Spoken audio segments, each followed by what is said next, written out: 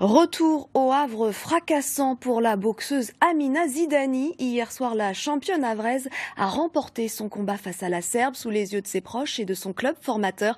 À 29 ans, elle décroche la ceinture WBC francophone et se rapproche un peu plus des JO de 2024. Adrien Develay, Eric Poinsapina. 2 heures avant le combat, Amina Zidani est déjà dans sa bulle. La boxeuse du Havre s'apprête à disputer son 4e combat professionnel. Voilà 5 ans qu'elle n'avait pas combattu dans sa ville. J'ai envie de leur donner le spectacle qu'ils méritent, et c'est-à-dire faire de la belle boxe et prendre du plaisir surtout.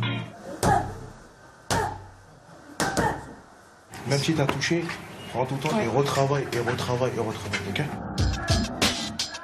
23h, Amina entre en scène face à un public acquis à sa cause.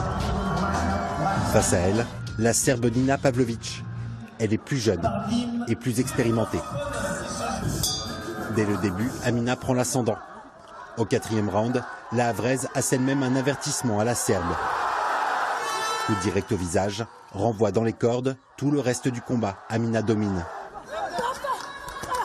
Au bout des 10 rounds, la décision des juges est unanime.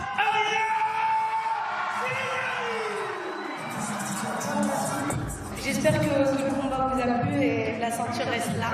Revenir combattre sur ces terres aura porté ses fruits. Ça me réussit bien.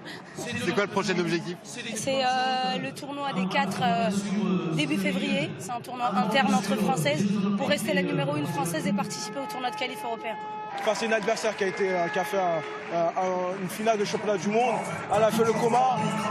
Et c'est bon pour la suite, pour la construction, c'est très bien. Une étape de plus réussie pour Amina Zidani, qui ne se contentera pas d'une ceinture, car dans son esprit, il n'y a que l'or olympique, celui de Paris en 2024.